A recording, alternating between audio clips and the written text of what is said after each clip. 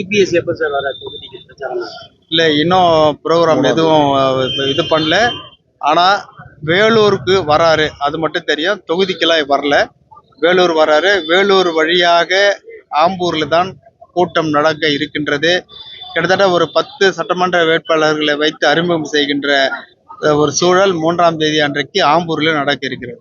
நீங்க எப்போ சார் பிரச்சாரம் ஸ்டார்ட் பண்ணுவீங்க? இனிமேல் தான். இன்னும் முக்கிய நிர்வாகிகளை சந்திக்க வேண்டியிருக்கின்ற காரணத்தினால் அவர்கள் அனைவரும் சந்தித்து அவர்களுடைய ஆலோசனையின் பேரில் ஒட்டுமொத்தமாக சேர்ந்து நாங்கள் தேதியை முடிவு செய்வோம். சார், அதிமுக தேர்தல் வாக்குறுதி அனைத்து வந்து வித்து வெட்டுன்னு சொல்லிட்டு திமுக பொதுச் செயலாளர் துரைமுருகன் சொல்லியிருக்காரு. இல்லை, எதிர்கட்சிங்க எப்பவுமே சொல்றது தானே, அது வழக்கம் தானே. இன்னைக்கு அவங்க ஆளுங்கட்சியா இருக்கிறாங்க, அவங்க என்ன செஞ்சாங்கன்னு மக்களுக்கு தெரியும். இதை மக்களுக்கு ஏதாவது நம்ம செய்யணும்னு இவங்க நினைக்கிறாங்க, கண்டிப்பா செய்வாங்க. அது இன்னொரு கட்சி கிண்டல் பண்றது இயல்பு தான். இப்போ அவங்க சொல்றது இந்த எதிர்கட்சி சொல்லலாம், ஆனா சொல்லலை.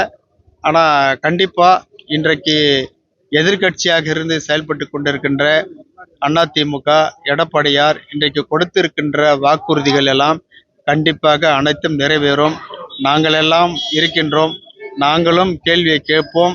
நீங்கள் சொன்னீர்கள், கண்டிப்பாக செய்யுங்கள், செய்ய வேண்டும் என்று நாங்கள் அழுத்தம் கொடுப்போம்.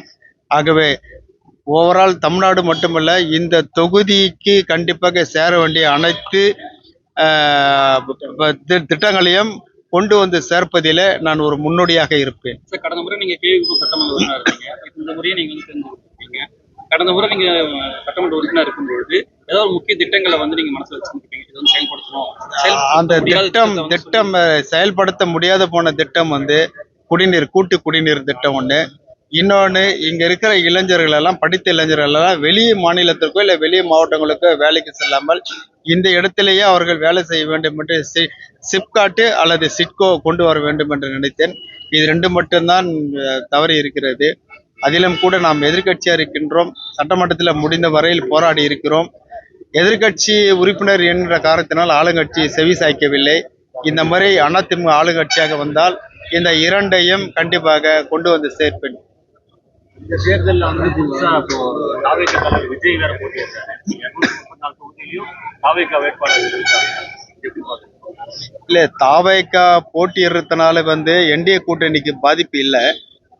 ஏன்னா இது பெரும்பாலும் அந்த இந்தியா கூட்டணி, அதாவது காங்கிரஸ் திமுக தலைமையில இருக்கின்ற கூட்டணிக்கு தான் பாதிப்பு ஏற்படுமே தவிர இந்த கூட்டணிக்கு பாதிப்பு ஏற்படாது. ஆனால் விஜய் வருகை அந்த கூட்டணி தான் பாதிப்பு ஏற்படுத்தும். செய்திகளை உடனுக்குடன் தெரிந்து கொள்ள கீழ்கண்ட கேபிள் மற்றும் டிடிஎச் நெட்வொர்க்குகளில் எம்நாடு செய்தி தொலைக்காட்சியை காணுங்கள். பாதகம் செய்பவரை கண்டால் நாம் பயம் கொள்ளலாகாது பாப்பா. மோதி மிதித்து விடு பாப்பா, அவர் முகத்தில் உமிழ்ந்து விடு பாப்பா. அண்மை செய்திகளை உடனுக்குடன் தெரிந்து கொள்ள இணைந்திருங்கள் எம்நாடு தொலைக்காட்சியுடன்.